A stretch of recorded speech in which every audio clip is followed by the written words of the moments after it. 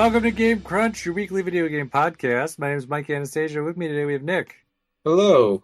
I'm Brandon. Hello. And we're here to talk about games and things. Yep, we Yeah. sure are. Mm-hmm. Video games. Yeah. What's on the agenda this week? More Bioshock. Yep. Whatever Brandon's been playing. Yep. And you got the new Cuphead. Yeah. Mm-hmm. Little Buphead. Yep. Head cup. Head cup. Yep. Foot. Yep, that's the one. Bowl. Foot, That's the plate. one. Foot. Oh, plate. Plate butt. I was thinking of plate butt. Plate butt. I thought you said plate butt. Saucer phalanges. Phalanges. Hmm? Did you say saucer phalanges? Correct. Oh, okay. I like it. Frying pan wiener. There you go. You got it. And then the other two things I think are just racing games. Yeah. Or sequel to that Sony franchise, Horizon Chase Turbo. Maybe. Yeah, probably. He plays that Probably. red-haired girl in a car chasing dinosaurs, Yeah, that's probably it. going In a turbo car. speeds. Okay. Anyways, you guys ready to get into it? Yeah. Yeah, sure. All right. Well, Brandon doesn't sound super excited about talking about his things. We'll talk about Bioshock first. Okay, we can talk about Bioshock. So you played Bioshock 1? I am working on playing Bioshock 1, yes. Yeah? About Okay. halfway through. After our conversation last week, I was like, you know what? I've never played the Burial at Sea DLC. I can't just play Infinite and then go into it cold turkey. I gotta play this from the top. Yeah. So I popped it. I have the collection, which I also didn't realize the physical collection had 2 discs in it, because it's one of those 2-disc cases where the front side has the first disc, but it's covered by like paperwork. Mhm. So I put the 1 disc in. It was like installing Bioshock Infinite. I was like, where are the other 2 games? It was on the other disc that was hiding. So I installed everything, and I'm currently playing the first one. I'm trying to remember. The last thing I did was, I know I just did the stuff with the Lazarus Vector, and I cleared all that out. And I know I moved on to the next. Oh, I'm Fort Frolic right now is what I'm doing. Okay. Where you're going through taking pictures for Sinclair. Was his name Sinclair? Oh, I don't remember the name. I know what you're talking about, though. Yeah, I'm at Fort Frolic, and he's like, hey, go kill these other performers. I'm doing that right now. Oh, yes. Yes. Mm-hmm. And take their pictures of their bloody bodies. So, oh, that sounds fun. You played Bioshock before. Yeah, I have. I completely forgot how, like, I don't want to say dog shit, but how, like, unintuitive the gun/plasmid play was in the first one. Because, like, I guess I'm, like, still somehow used to Infinite, where, like, you could do both at the same time, even though I haven't played that game probably since it came out. 2's the same way. 2's, you can do them both at the same time. Okay. So, I completely forgot that 2's both at the same time, but, like, it's so, like, it feels so clunky. Just trying to be like, alright, zap, shoot, oh wait, I gotta, okay. Like, I gotta put my hands away. Yeah, let me put my hands away to just re-inject myself with the blue shit. Alright, now shock. Alright, now let me switch back out. Shoot. I gotta shock you again because it ran out already.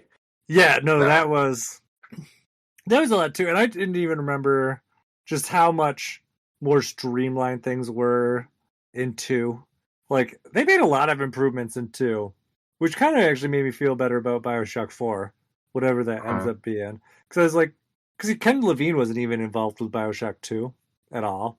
So yeah, that was 2K Marin. So that was a studio outside of, I guess at that time was Irrational, which was handling Infinite, and then there was like 2K Boston that did the first one. Yes, that sounds right. Yeah.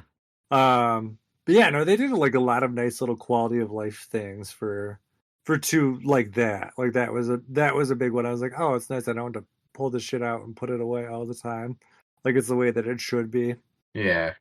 I'm trying to think that other things that they do, like Bioshock 1, I think still holds up pretty well. You're right. Yeah. It is still just kind of like, it has like a little roughness around the edges, but I think the story is pretty good.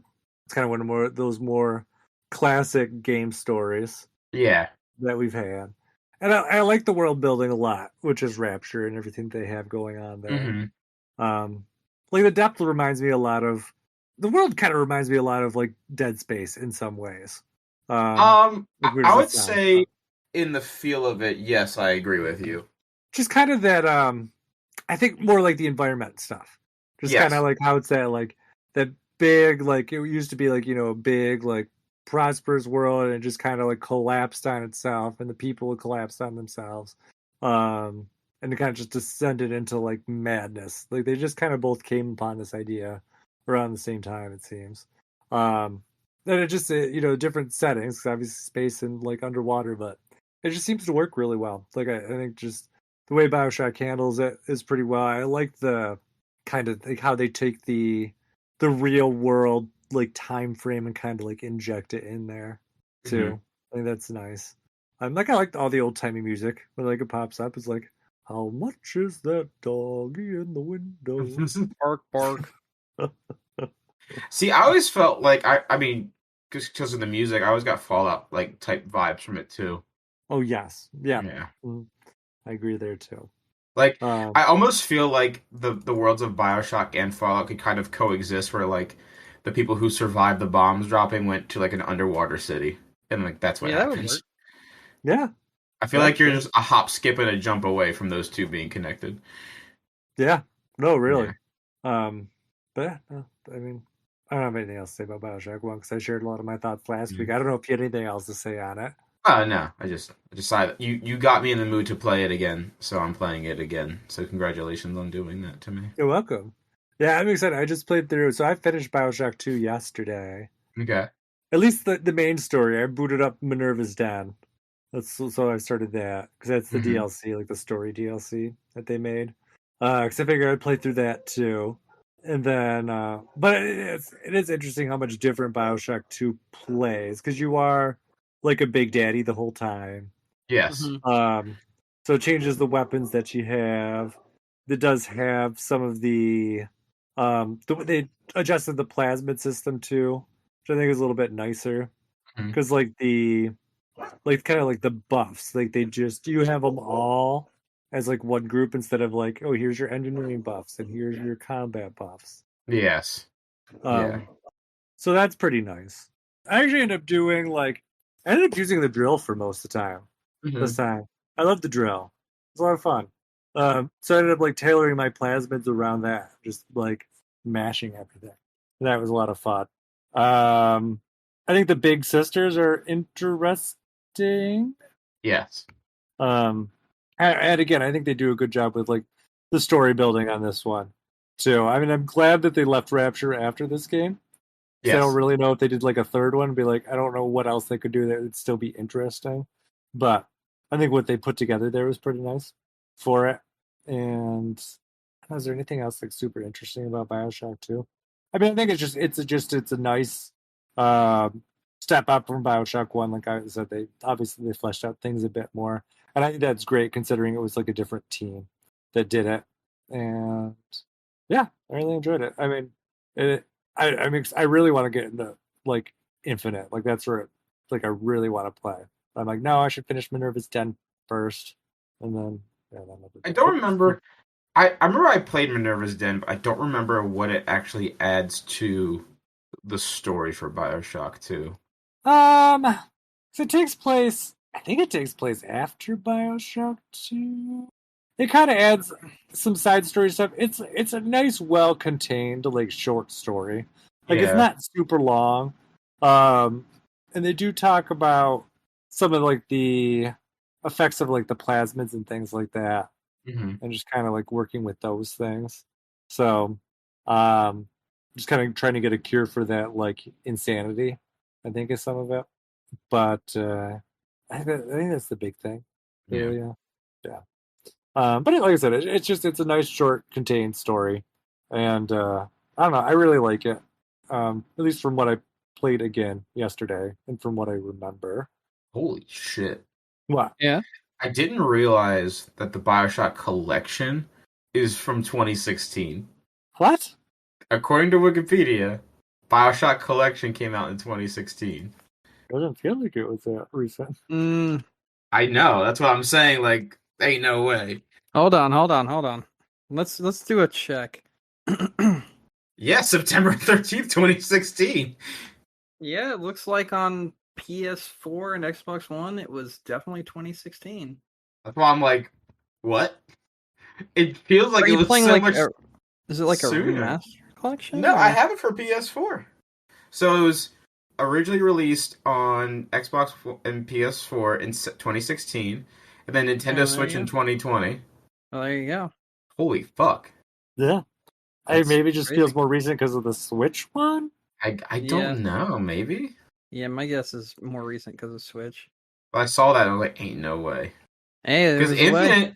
Infinite came out in 2013. I don't remember a collection coming out 3 years later after Infinite. Yeah, no, not at all. Yeah. 2013, I would have still worked at GameStop too. Like theoretically, I should remember that. I would have Yeah. sold it. Don't remember it. Not at all. I remember Bioshock Infinite's launch. I remember that, but I don't remember any collection there. And I bought them all separate too on the So did PlayStation I. 3. Yeah. So I don't know. You know what I'm saying? But yeah, no, I'm really excited. I should be back. I should be an infant by the time we talk next week. I'm just super excited to get there Yeah. because I don't know if I've played through Infinite since it came out. Well, I mean the DLC, I guess. Fair. But that's a little bit different. But yeah, no, I'm still super excited. So I remember enjoying that game quite a bit. Just zipping around everywhere with your little air gun zip line things. Mm-hmm. Yeah, should be good. Very excited. And I think that's all I got to talk about with like Bioshock. I don't know, Bioshock 2, there's not too much to say. Like it's like if you played one, it's like one. If you liked one, you probably like two. It doesn't do anything too wild there. Just kind of more of the same. And the one thing I do think is annoying though is that whole like defending the little sisters while they're harvesting kind of thing. Mm-hmm. I've heard about that, but yeah, no, that's it. I mean, I guess you really don't have to do it. You can just harvest little sisters and save yourself some time if you want the shitty Oh, ending. I always save them. Yeah, so do I.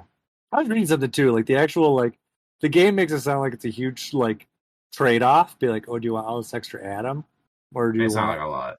to be good? Yeah, no, it's like it's the same because you end up the bonuses they give you end up like balancing it out. So it's like it's not really a big deal. So yeah, let's save them unless you want a shit ending, then don't save them. Your choice. But yeah, that's all.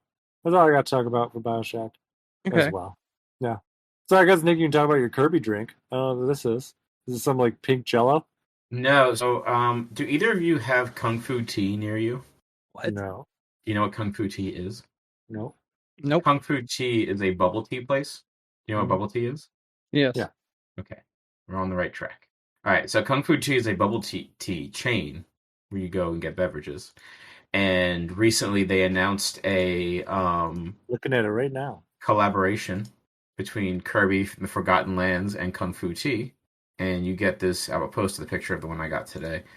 This drink called Kirby's Fruity Flurry. And it comes in a Kirby cup, and the color of the drink is pink. So it looks like you're drinking Kirby. And honestly, I can't explain it, but the flavor of the drink, you're like, you're drinking the beverage, and you're like, this is what Kirby would taste like. And like, I don't know why, but like, I sip it, I'm like, if I blended Kirby up, this is it. It has to be it. So it was delicious. So if you have a Kung Fu tea, go get the Fruity Flurry and get the Kirby cup because it's very cute. It actually is a delicious beverage as well. Although you don't get like anything else besides that. Like it's just a cup, but there's no like, you get Nintendo coins or like a special like anything. It's just you just get the drink, you enjoy the drink, and that's it. That's all you need. I guess there is Yeah. one near me. I never heard of it before. Yeah, they're pretty good. Depending on what ones you have near you, they serve a variety of different foods. So like some of the ones near me sell like either takoyaki or popcorn chicken, stuff of that nature, while some of the other ones have themselves attached to TKK fried chicken. And they sell like chicken sandwiches and like chicken that's kind of like in the style of like Popeyes where it's like legs and thighs and shit. Are you fucking kidding me? Yeah. Wait a minute. Do you have a TKK near you? I have a Kung Fu tea down the street from me, and I had no idea. Yeah. Yeah, that's what I said. I'm looking at the map right now. I think the only places that don't have it are like the Dakotas, Idaho, Nebraska. No, I mean like it's literally a 5-minute walk from me. I had no idea. Yeah. Mm. I have like a Interesting. bunch. I was about to say they have locations in Cambodia. There's gotta be one in fucking Georgia. Damn, dude, I'm about to go try Kirby tea. There's like 1, 2, 3, 4, 5, 6, 7, 8, 9, 10, Just gonna go out 14, there and be like, yo, 15, let me try 16. that Kirby. There's like 20 in my immediate area. Damn, dude. We just suck that Kirby off. Where is he? Yeah, just suck. I'm here to suck off Kirby and his balls. There you go. That's the one. Give me the Kirby balls. It doesn't look like my Kung Fu has any food though. It looks like it's just drinks. Yeah, sometimes they are just drinks. Like the one I went to today is just beverages. But like the one near, like there's one, like I said, a little bit farther away from me that serves like a full array of foods. Some that just serve like little kind of like pickies, and then ones that just serve just straight up beverages. So, if you decide to go, obviously try the Kirby drink because it's very good. I've been visiting Kung Fu Tea for probably the better part of, I guess it's almost 10 years now. They have a lot of good stuff on their menu for beverages. I like getting the almond milk tea a lot. The honey green tea is also very good. They have some really good slushes, like a strawberry banana slush or an Oreo slush. So like if you walk in there and just get something like a flavor that you like, you'll be fine. I know people are kind of split though on the tapioca pearls. Like some like them, some don't. Just like to give you fair warning to either of you have had bubble tea before. The tapioca pearls have like a chewy consistency, whereas the ones that are in the Kirby drink are supposed to be like popping bubbles. So like as soon as you put like any sort of pressure on them, they kind of like pop in your mouth, and there's like a little bit of like flavor inside of them. So it can be weird. To some people it's off-putting. To some others it's fine. I think bubble tears are weird to begin with. I'm not sure what your palate's like for sweet things, but the drink itself is quite sweet, and the popping bubbles that they add into it makes it even sweeter. So, like, you can order it without the bubbles if that's not your thing. Oh, no. I totally get those bubbles. Yeah. I mean, it looks like it'd be delicious. I like fruit things. So it's a very refreshing summertime beverage. So, like, I can't, like, not recommend it. Yeah, I'll give it a try if I ever get out that way. But Brandon, since you're like in walking distance, apparently. Yeah, you have to. You have to. Yeah, I'm forcing you. I'll see what I can do. No, there's no try. There is only do. Yeah, the issue is that, well, you know what? I'm not going to talk about my issues right now.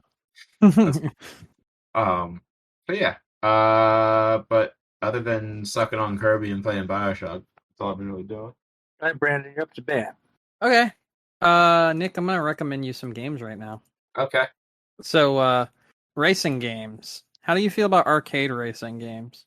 They're my favorites. All right. I'm going to need you to go to Steam right now while you're here. Right now. This very moment in time. All right? Okay. All right. Will it open? You good? I'm waiting for you to do it. Wait a minute. Oh, I got to sign back in? What the fuck? That's fine. I'll wait. Okay, hold on. Where's my passwords? Okay. According to Google, I have 7 compromised passwords, but that's fine. Sick. That's the best kind of passwords. I get like notifications from my credit card all the time, like your emails on the dark web. I was like, I don't know what the fuck that is. Damn, someone needs to turn on the lights then. Yeah, like I don't know what you want me to do. I mean, fuck, man, I ain't paying the power bill. Am I gonna get hit with Steam Guard? Nope, we're logged in, baby. All right, type in Hotshot Racing. Oh, that's why it's summer sale too. It sure is. Racing. Okay. Here you go. It's $4. It is. It's kind of a combination between like Burnout and like Daytona USA, basically. Okay, very floaty, kind of drifty controls. All right, there you go. All right, well, you know what? I'm just gonna go ahead and bring you to the other one as well. Then, okay. I'm gonna need you to type in. let me make sure I get this right.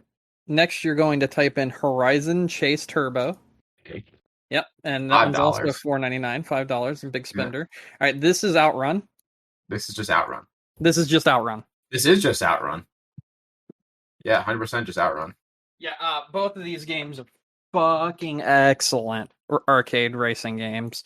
I think Horizon Chase Turbo has like 141 tracks or some shit. There's a lot, and there's a lot of unlockable cards. Just for myself? Yep, there you go. There it is, 2 cells. Good. All right, awesome. These games are fantastic. I've had a lot of fun playing these. They're verified on the Steam Deck, so I can take them with me on the go. and they play very, very well. Like, it's nuts. You might want to also grab the DLC that they have for Horizon Chase Turbo. There's one called Summer Vibes for 99 cents. Definitely worth checking out. And that adds like another 41 tracks or some shit, and also the actual Outrun car. Legally not the Outrun car, but probably the Outrun car. Might as well be. Yeah, exactly. So yeah, these games are a lot of fun. I really can't say much more other than it's a fun game. There's a demo if you want to check it out for yourself and try it. And it's just Outrun. And the other one's just a combination of Burnout and Daytona USA. And they're both excellent games. Definitely worth playing. So I'll move on from that, and I'll just go over to the other game I've been playing, which is Cuphead, The Delicious Last Course. Okay. Also known as the Cuphead DLC. It is... Okay, so I haven't played Cuphead in a very long time, like since it originally released. But I feel like it's harder than the base game. Like, way harder. Maybe. I spent like an hour on one boss, and I was like, this is a pain in the ass. And it was like one of the first ones. It even got to the point where I just went and fought another boss and beat it in like 2 tries. And then came back to the boss and was like, oh yeah, I can do this. But essentially, what the DLC adds is a whole new island full of like brand new bosses to fight. I'm not exactly sure how many, because I've only beaten 4 of them so far. 5 if you count the King's Gauntlet challenge, which is where he's like, hello, can you take on my challenges? Alright, here's the first challenge. You don't have a gun. What you have to do instead is parry every enemy's head, and that's how you defeat them. It's like, oh, okay, cool. And there's no other way you could defeat them. So that was interesting. There's a new character, Miss Chalice, and she starts with 4 hit points instead of 3, making it a little bit easier. She also has a dodge roll by pressing down in the Y button. When you do that, it gives you invincibility frames. And you can parry things with her by dashing. So you can dash into a parry. So there's that. The boss that gave me a really hard time at the beginning was this one that was really inventive the way it was made. So like you start in this like, it's essentially just like a speakeasy. And you've got like a like mafia people, and you've got like the showgirl, and you've got like their big bad thing, you know, their big bad like bruiser kind of muscle guy. And you start out by fighting like this spider thing that will continuously walk on one of the 3 platforms and then like call up on a payphone to his other people to come in and help him. And when he does that, that's when you have to unload on him and that sort of deal. But you go from that to this girl who's like singing, and when she sings, it makes these beams come out from the record that's in the center of the screen, and you have to like jump through the green ones and dodge the red ones, because you'll just get absolutely fucked if you don't. So that's fun. So yeah, you have to just kind of like follow it around in a circle and not get hit and get the timing right. And it was really fun. It's really good. It's just feels really difficult, and it might be because I'm just bad now because I haven't played it for so long, but it really does feel like it's a harder game now. And like the bosses have more inventive things, in my opinion. So to give like another example of like a multi-stage boss, because all of them are multi-stage bosses, there's like a Snow King, Ice King, something like that, and you start fighting him as like the king and that sort of thing. He's like a wizard, and he's like casting spells and shit, and you have to dodge those. And then after that, he turns himself into like an abominable snowman, and you fight the abominable snowman, who can change into things like a refrigerator and shoot ice cubes out at you that you have to jump in between and dodge. And that's really fucking cool. And then after that, it turns into like a fucking ice moon, and you have to like climb up on these platforms and jump around and dodge all of its attacks while like in the sky. And just seeing like the dynamic going from one area to the next and everything, and the way that things kind of change as you're playing, seems like they put a shit ton of work into this DLC. Like it's very impressive what they've done here, and I really like it. But I want to finish it before I decide if it was worth the price. I do think for $7.99, even with just like the 4 bosses I've fought so far, it's definitely worth the price. But I just want to like feel it out more, because like 4 bosses is not that much, but I know there's way more. So I want to see how much I hate the later bosses of this before I'm like, yeah, buy it, or no, don't buy it. But so far, it's been like a lot of fun to play. And those are things that I have played. So there you go. I played Minecraft also and Core Keeper, but like, I mean, what do I say about Minecraft? It's fucking Minecraft. It's just Blocky. I don't know. I don't know what else there's about Minecraft. Much to do about Minecraft. Spoken truly like someone who's never played Minecraft. Did you make anything cool? Yeah, oh god. Do I get complicated, or do I just say we built like a giant mine and then opened up a giant room, and inside that room... No. So we built a mine going straight down. At the end of the mine was where we found a spider spawner, which just automatically spawns enemies every few minutes in.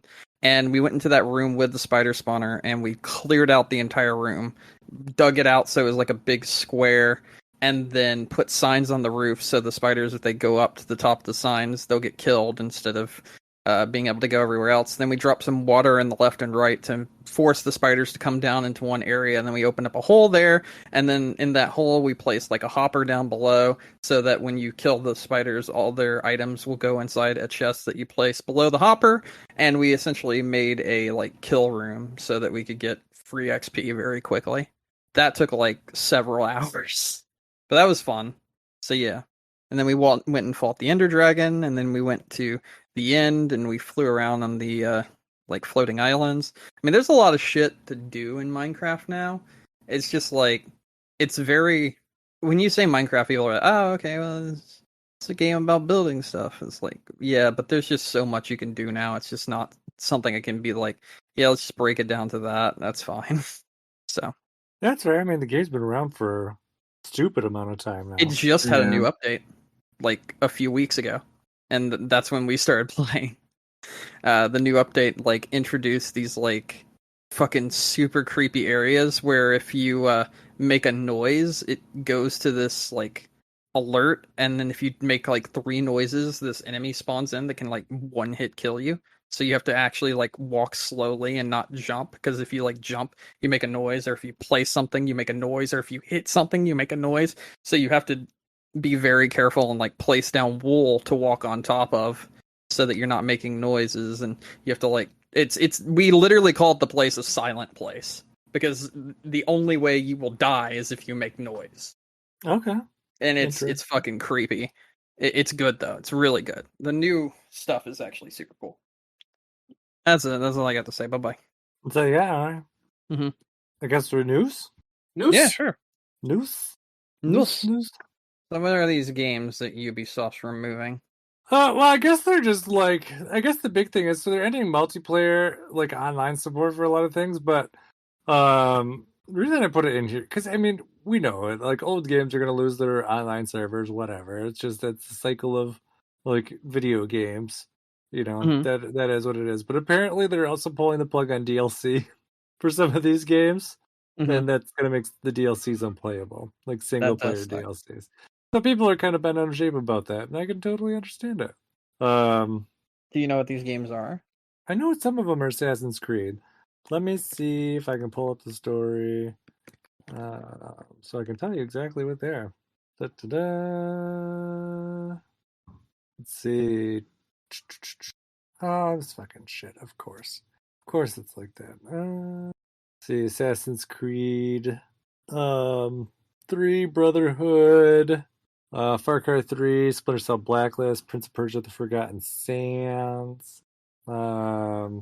See, so Assassin's Creed 2, you will be unable to play multiplayer link Ubisoft accounts, use online features. Assassin's Creed 3, that one will make the DLC unplayable. The DLC stuff's specifically for PC. It doesn't seem like it's an issue for console. Same thing with Brotherhood, multiplayer and DLC. For like the consoles, it's just the multiplayer stuff. Assassin's Creed Liberation HD, multiplayer and DLC. See, Assassin's Creed Revelations, that's just the multiplayer online features. Driver San Francisco, multiplayer DLC. Far Cry 3, multiplayer DLC, Ghost Recon Future Soldier, multiplayer, and to play the solo campaign, you have to set your console to offline mode. Oh my god, that's annoying. Prince of Persia: The Forgotten Sands, multiplayer DLC, Rayman Legends, just the online features. Silent Hunter 5, multiplayer DLC. Space Junkies is just dead. Actually, that's another one I know people are upset about because that game is still currently for sale, even though it will no longer be playable in 2 months. Splinter Cell Blacklist, multiplayer and online features. Zombie U, just unable to link or use online features. So there's your games. That's so dumb. Yeah, super dumb. I mean, I guess it's nicer that it's just a PC issue, but that's still a lot of people. And I just don't, because I mean, there's different ways that they could have handled. Like I said, multiplayer servers going down, totally understand it. How many people are still playing multiplayer in like Assassin's Creed 3? Probably about 0 people. But when you're like, also you can't access the DLC, dumb. Just patch it. Like if you don't want to do anything fancy, just patch it so like everyone can use it or something. Like at this point, nobody was going to buy it anyways. Just make it so the people who did pay for it can still play it with however you need to do that. Because that's I think it's pretty shitty to take content like single player content away for something like that. So yeah, so that sucks. And I'm sure Ubisoft will not be the first or the last with this issue. Oh, absolutely not. Yeah. So, yeah, it's too bad. It's disappointing. That's all I got to say about Ubisoft. Unless you guys have anything more you want to add. No. Not really. I'll skip one. So Lollipop Chainsaw is getting a remake coming next year. They haven't announced platforms yet, though. I saw that. I am cautiously optimistic about this. I am too. Although the other thing I'm disappointed with too is I guess they're not also. It's also not going to include some of the licensed tracks. They said it won't include most of the licensed tracks, which means it's not just some; it's almost all of them. They said they're replacing them with new tracks. They said I think like 3, maybe 4 are being kept. All the rest are going to be new tracks entirely, which sucks quite a lot. And then they also stated that they'll be changing the graphic style, and I don't like that. I don't like that one bit. I thought the over-the-top, like cartoony graphic style really fit for the zaniness of the game itself, and I don't know how a more realistic graphic style, which is what they stated they'll be doing with the remake, will make this game look. I actually think it'll probably look atrocious if they end up doing it. Yeah, I agree. So that's my problem. That's why I'm really optimistic. On this remake. Because like that doesn't sound like optimism, Brandon. No, cautiously optimistic, because I can play the game again, but just how realistic are we talking? Just how... Are they just talking about, like, oh, we've upgraded its 4K and we kind of made the character's skin less cartoony? Or are we talking, like, we removed the speech bubbles that, like, from the boss fight, we removed the colorful thing, and we just covered it in a shade of brown? Depending on what they mean by more realistic... It depends on how much I actually give a shit about this remake. They better at least keep Mickey in there. If they take Mickey out, then this game's ruined. Yeah. You know what I'm talking about, right? Mickey was the song. Oh, Mickey, you're so fine. Yeah, you're so fine. Like when you get that whatever, one's probably it'll probably be gone. I'm gonna be gone. I'm gonna be honest. That's probably gone. That's like a superpower thing. I know. You can't replace that song. You only replace it with disappointment. That's the thing. That song made that game because it's like a cheerleading thing. Yep, I think that'll be gone. I think a lot of stuff that's... Okay, you know what? I was cautiously optimistic, but the more I talk about it, I don't give a shit about this remake. It sounds pretty shit. That's why I said you don't really sound like you're really selling it. Yeah, I mean... You're not saying anything good about it aside from the fact that it's being remade. That's the only... And that probably isn't even good from everything I just said about it. Yeah. Yeah, you know what? No, this sucks. Fuck this remake. Is Suda even involved in this remake? No. Yeah, this is going to be horrible. Yeah. Because that was the other thing. Because I noticed that it wasn't mentioned in like that thing at all. So I was like, I don't think he's involved. So I don't know. All right, so what we got? Most of the licensed tracks are gone. It's going to have a more realistic style. And Suda's not involved. I see no reason to care about this remake after stating those. Well, we don't even know what platforms it's for either. which is also a big. Only on the Ouya. Oh my god. Stadia. I think that would almost be worse. Mm-hmm. Yeah, so I mean, I guess we'll see. We'll see what they end up doing with it. I mean, listen, I would like to be more excited about it than I am. I'm not. I'm negative excited right now. So they can only go up from here. So we'll see. But I agree. Like, I don't think that it's just. I don't think it's really gonna do what it needs to do to get excitement. Unless they're really trying to like hype up James Gunn. Just be like, oh man, James Gunn wrote this game. You know him, right? I know James Gunn wrote that game. Yeah, he did. It was like before he was famous. But now he's famous, so they're probably just trying to cash in on that. Maybe. Yeah. When did this game originally come out? I'm pretty sure he was already famous. Not like he is now. Did he come out pre-Guardians of the Galaxy? I think so. Then yeah, it was before he was famous. Hold on. He was just known for making weird shit for the local New Jersey indie movie studio.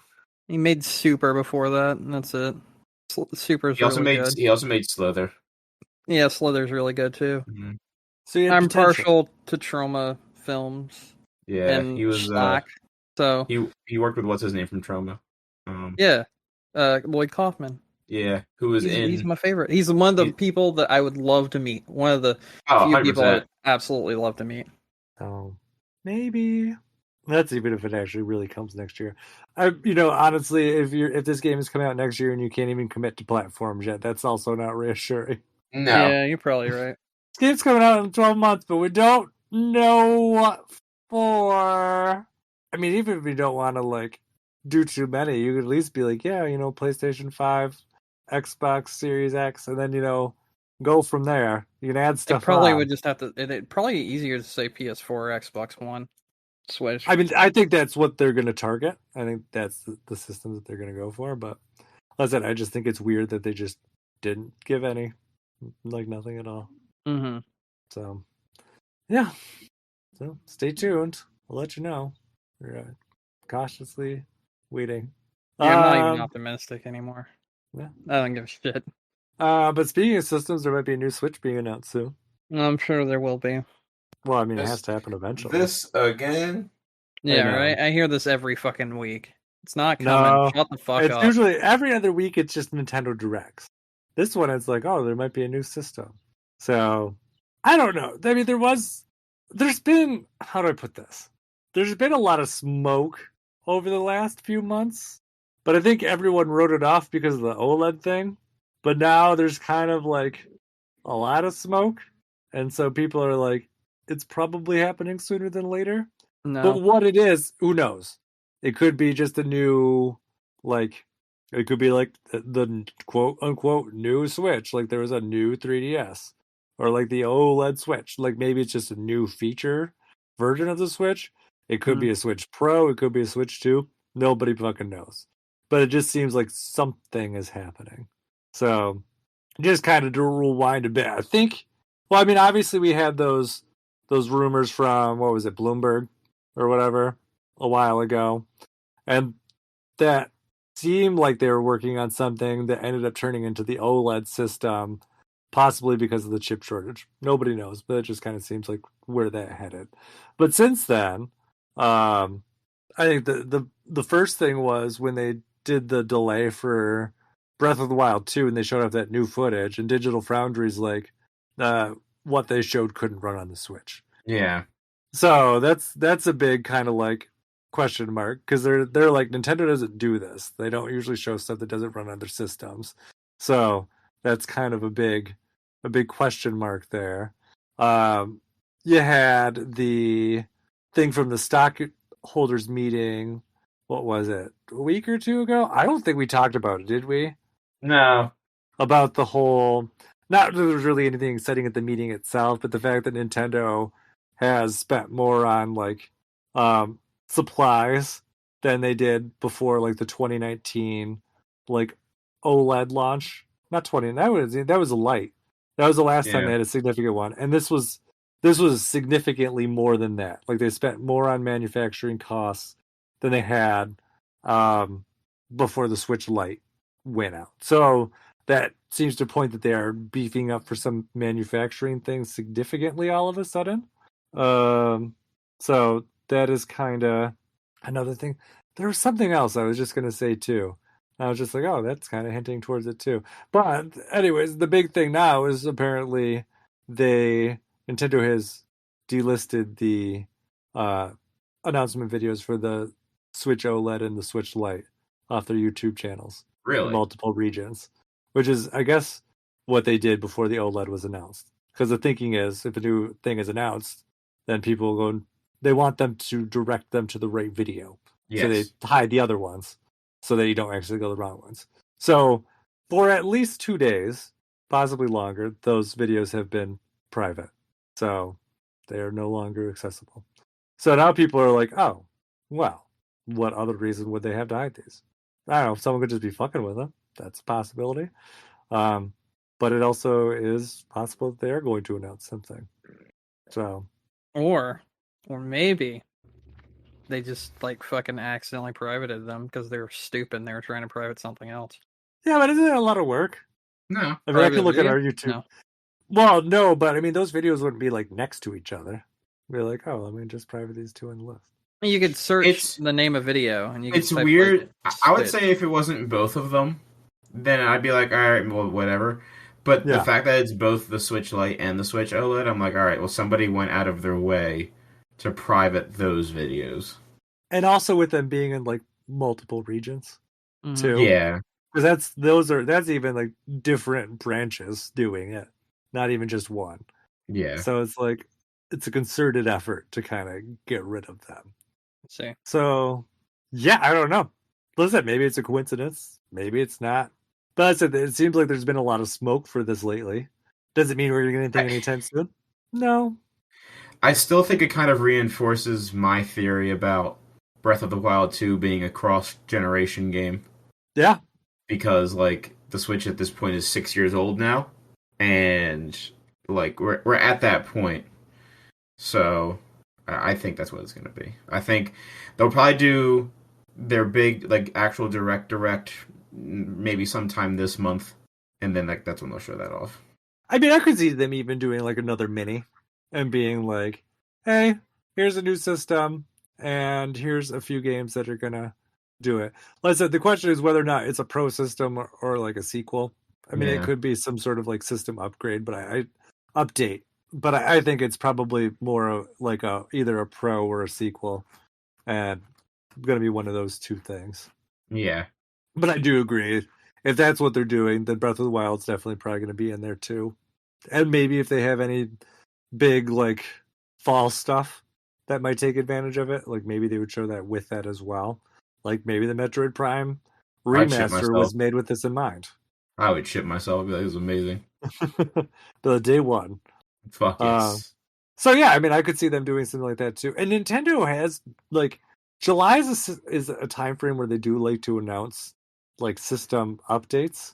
So because I don't know why, but they have on multiple occasions the month after E3 they've gone E3 and been like, no, there's no new system revisions coming, and then like 2 weeks later they're like, new system update, and be like, what the fuck, they literally just asked you and you adamantly denied it, and now you're like, here it is. So but I mean, I could see them doing like, even if it's not for like holidays this year, like maybe greasing up for, spring or early next year, kind of being like, oh, this is going to be out before Breath of the Wild.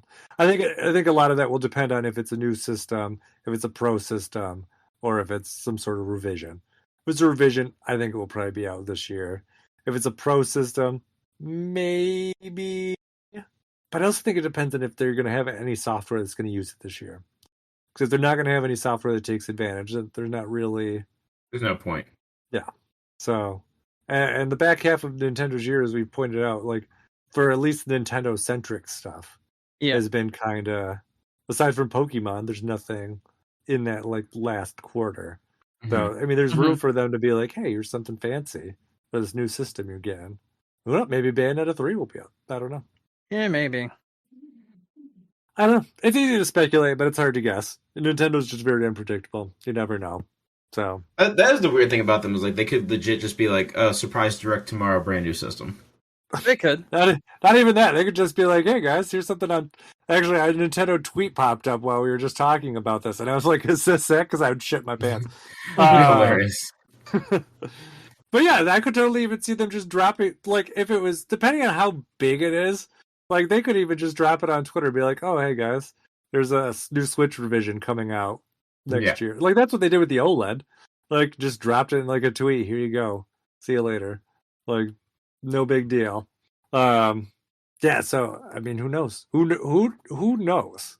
But I think if they are going to do, I think if it's going to be a pro or new, I think they'll probably do at least a mini direct and be like, here's the system and here's some new games that you can expect on it, or maybe some new old games that are gonna have some new features with it. So, because I mean, I feel like if they're gonna do like the 4K upresing or whatever, they're gonna want to show off some of the older stuff with it. But yeah, I don't know. We will see. And if the videos, if that stuff's going private, I don't think they're going to sit on it for too terribly long. I don't think there will. Okay, I'm going to eat my words maybe at some point, but I don't think there will ever be a 4K Switch. I don't think they ever will have one. I just don't think. I mean, but that was the big rumor with the whole Nvidia thing. I know. If it is a 4K Switch, the only way it'll be able to be done is if it's no longer handheld. But they were going to use it wasn't going to be like true 4K. It was going to be like Nvidia's Wouldn't matter. Blackmagic It would 4K. still have to be. Yeah, if it was like DLSS or whatever, it would have to not be handheld. And the reasoning for that is after like using the Steam Deck for a while, I realized that the only way you'd be able to truly have 4K in a handheld is if you have like a battery that lasts like 30 minutes. Enjoy your 30-minute game, that sort of thing. I don't think it's possible. I don't think it's possible. No, you know what though? You do there. You just kind of like dance around a point that actually makes a lot of sense, because the other side, like the Nintendo's not going to put a fucking 4K screen on that. Yeah. System. The only way you're going to have a there's no reason for them to do it. I mean, you're not going to have a handheld. It will be it'll be a for your TV only version. I think if they do release anything that's 4K related for the Switch. Yeah, my guess is they'll probably throw a nicer screen on it.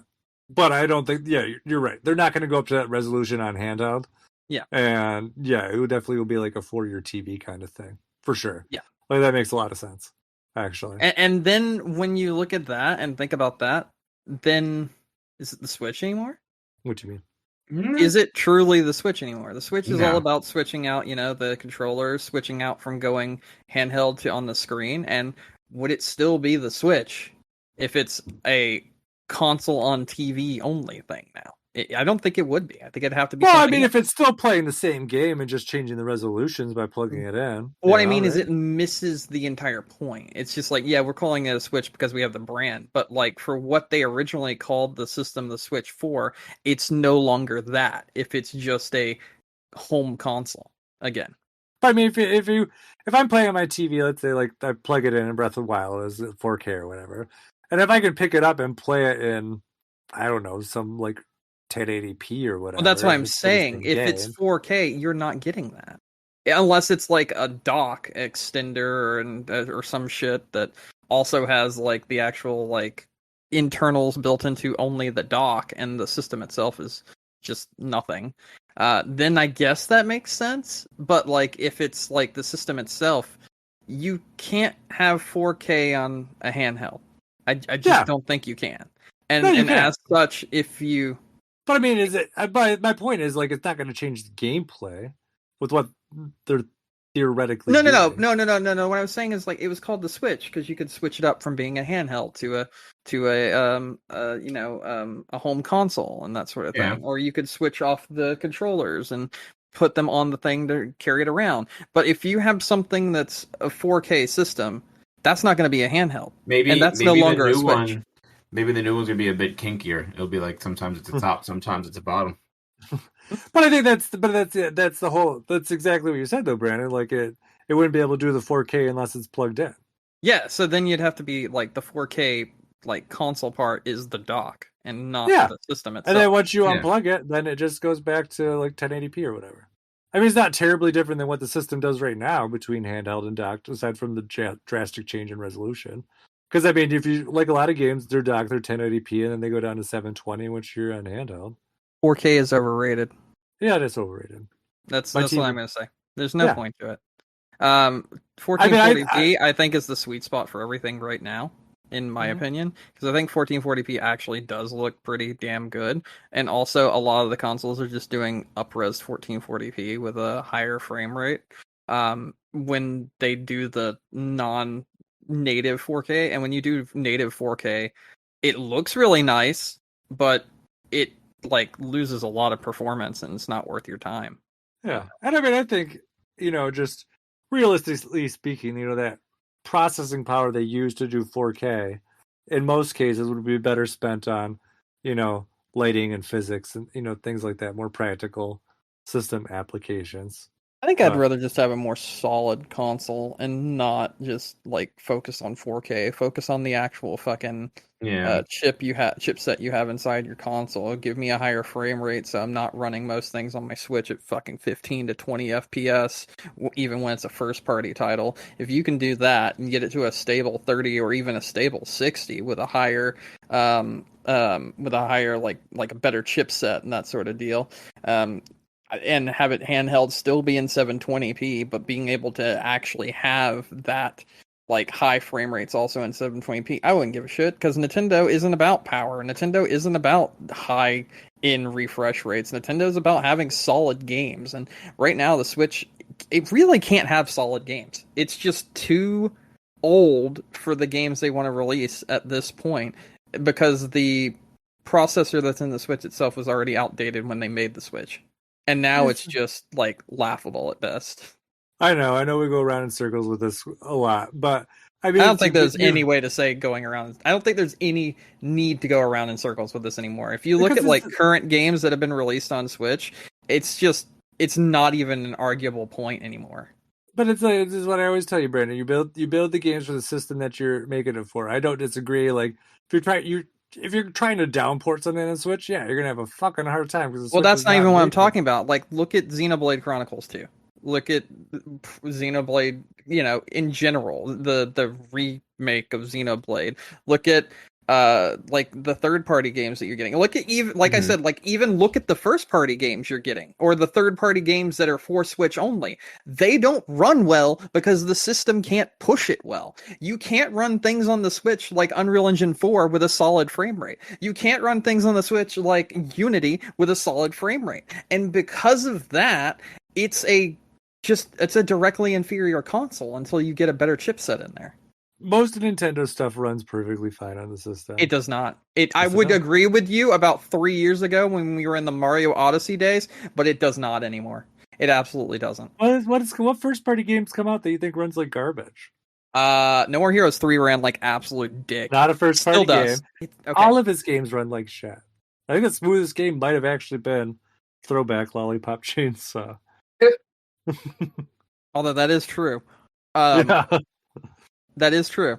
I would say we have issues when these games that are being made now, and even being made in the past, on engines that Nintendo is using now, and that Nintendo is pushing now in their games, when those engines aren't made for the Switch and the Switch cannot run them, that's an issue. When you can't run Unity, and almost every fucking indie game is made on Unity, that's an issue. There's a reason why a lot of people that make their games on Unity don't bring them to the Switch. Because it just wouldn't be good. Yeah, there's a reason why people that make games in Unreal Engine 4... But Brandon, that's exactly the point that I'm talking about, though. I'm talking about, like, when I say, like, you build for the system you're making it for. You're talking about bringing games over. Like, those games weren't made for the Switch. Nintendo makes some games now in Unreal Engine 4 too, right? You do realize that Nintendo's first-party games some of them are made in, well, some of the like indie titles have been made in Unity as well, right? Or some of the AA titles, so to speak, which were only on the Switch, were made in Unity, right? You do realize that, right? And that they weren't on any other console. Games are you talking about? I could say, for instance, Deadly Premonition 2 was made in Unity I'm and was about first only on the Switch. I'm talking about first party. My point. Deadly Premonition was shitty on every system. I said 2. It was only on Switch. until recently when it released on PC. And guess what? It runs at a solid 60 FPS, and there's no issues with it whatsoever. It's still a bad game, but it's not a bad running game anymore. Anyway, my point being, if you're going to release games only on the Switch, I don't give a fuck if you're first, third, second, 8th, 12th party. If you're only releasing on the Switch, then you damn well better be releasing it using an engine that the Switch can run. And if the Switch can't run the engines that people are using and releasing on it, that's a fucking issue when those are the main engines that exist in gaming in general. It sounds like we're agreeing on a lot of the same things, so I don't really understand. No, I'm not agreeing with you in the least bit. You're saying, yeah, you just don't use those engines. The engines that are used by 95% of the games out there, just don't use those engines because they weren't made by Nintendo. Just don't do it. I'm saying Nintendo needs to get with the fucking times and actually adopt engines and have a console with a chipset inside of it that can run things past Unreal Engine 3 and past fucking... I don't know what the fuck Game Maker games. I mean, what the fuck you want me to say? I mean, Undertale ran fine. The Switch is shit. It's not made in Unity. That was made. That's a Game Maker game. Yeah, that's what I said. It runs things like Game Maker games, and then it runs their engine or whatever they run their engine on, and then that's fucking it. You're locking yourself out of so much stuff that you might as well be the N64 all over again. Well, as I said, my point is, and it always has been, like, you know what the Switch is. If you want to do that market, and I understand, it is an old dated piece of hardware at this point. There's no getting around that. But if you're gonna like half-ass porting something over, you can't bitch because it's shitty because you didn't take. It's not half-ass porting. The Switch can't run the shit because it's inferior. It's not about the ports being shit. It's about the Switch itself being a shitty piece of hardware. And that's the problem right now. The Switch itself is a garbage piece of hardware in its current state because everything else has outlasted it and gone further ahead that modern day games can't be ran on the Switch without extreme tweaking and changes. Yeah, and that's the problem at hand. Why would you expect current day games to be coming to the Switch? I'm even talking like modern day indie titles, my dude. That exactly that indie does not mean that it's not going to be like decent stuff.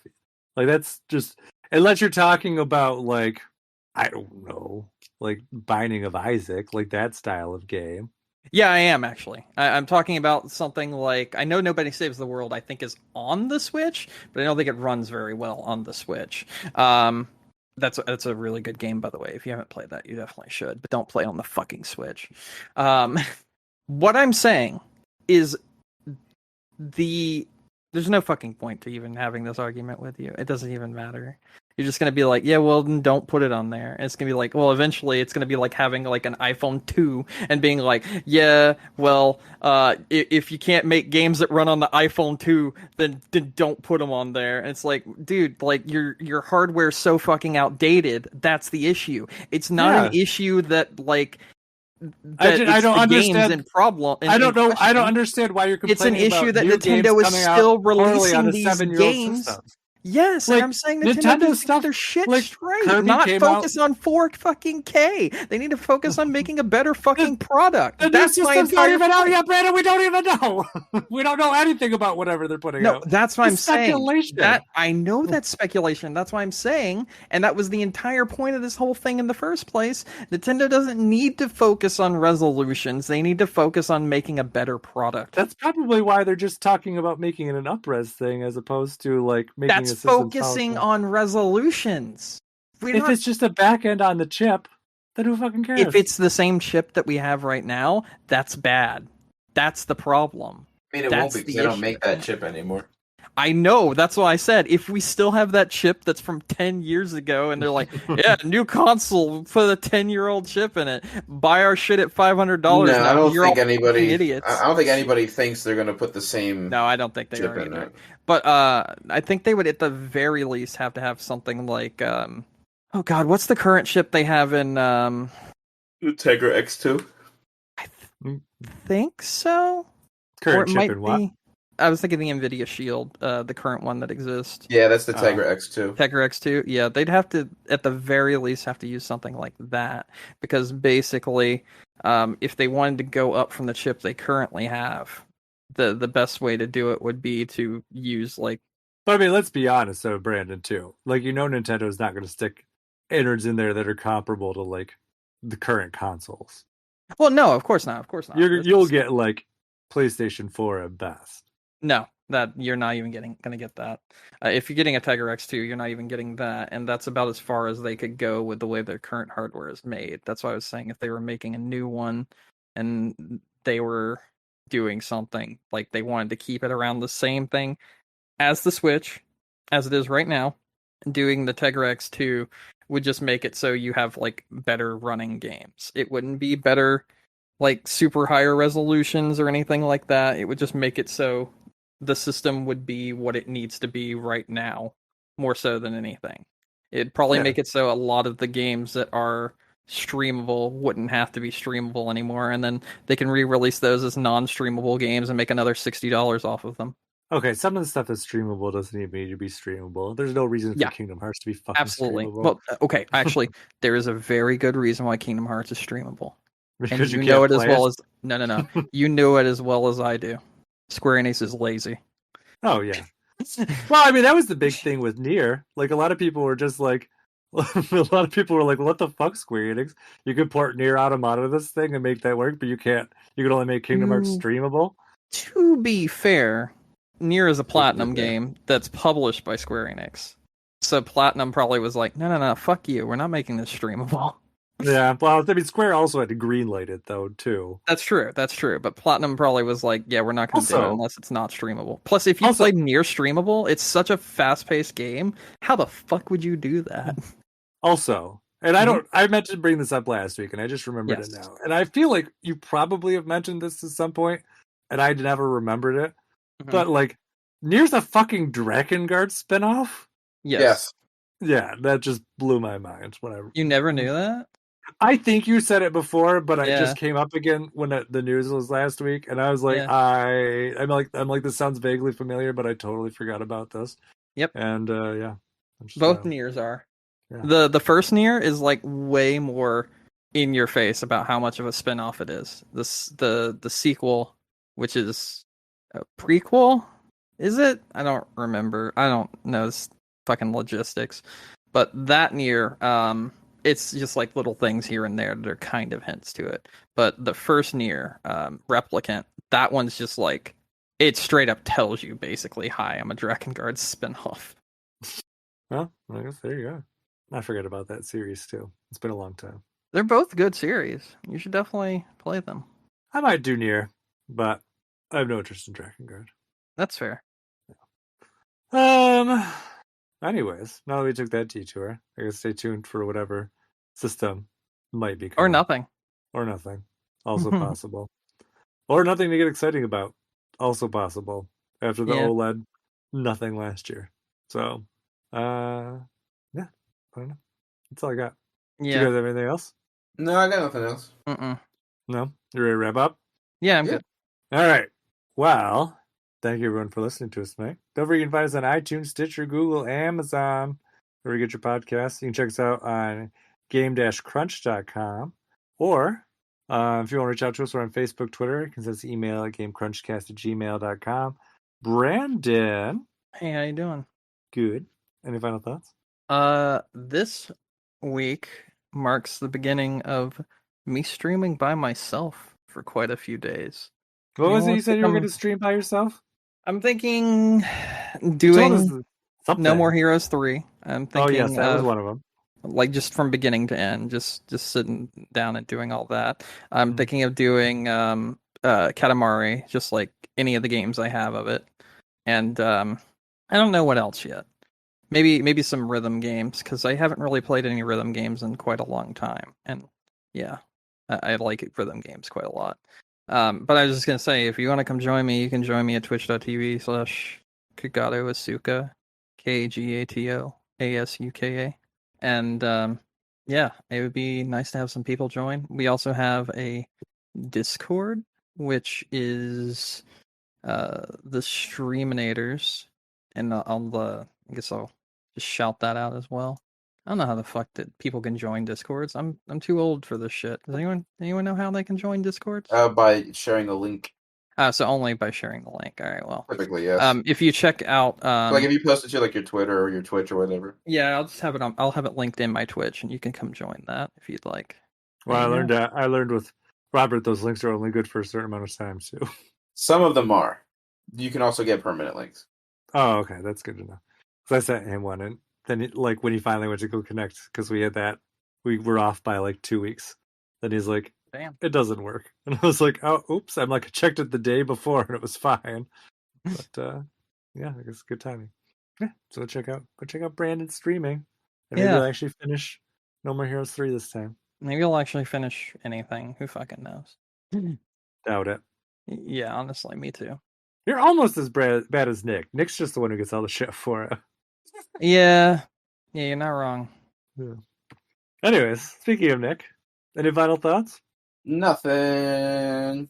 All right. With that said, I'm Mike Anastasia. Check me out online. I'm Clutch Penguin on Twitter, your favorite gaming console. Until next week, game on. Games on. Video games. There you go.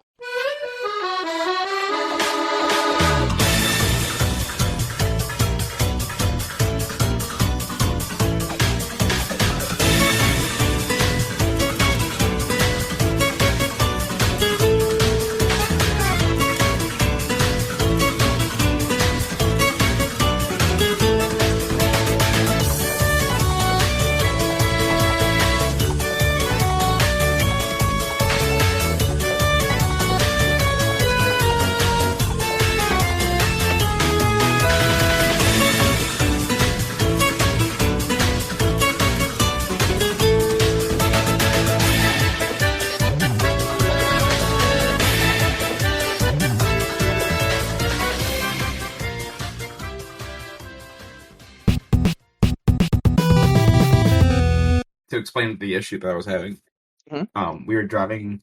We carpool to work. We were driving her car to work this morning, and as we're driving down the highway, all I hear is like a pop, and then like the car exploded, and then scraping, and I'm like, that's not good at all. So, and especially not good because like I had just done her brakes on Sunday. Oh, and I was damn. like, all right. I was like, what did I fuck up? I could ain't no way. So I pull over, and like underneath her car was like a metal like shield that like I guess the last person to touch it didn't completely tighten it, so it caught like a good gust of wind and bent down, and it was now scraping against the ground. That was not good. So we scraped all the way to work, and then all the way back from work, and then when we got home, I jacked it up and just took it completely off the car. I was like, fuck this thing. But like we were driving by people, and they were like, "Hey, you got something scrape?" And I'm like, "Yeah, no, I can tell, I can hear it, I can feel it." So it was. I just like, oh, New Jersey. It was just like we fucking we go to work like real early in the morning, so it was like a really good wake up call. Also, just bonk, like, oh no, what's happening? But it's all taken care of now. Good.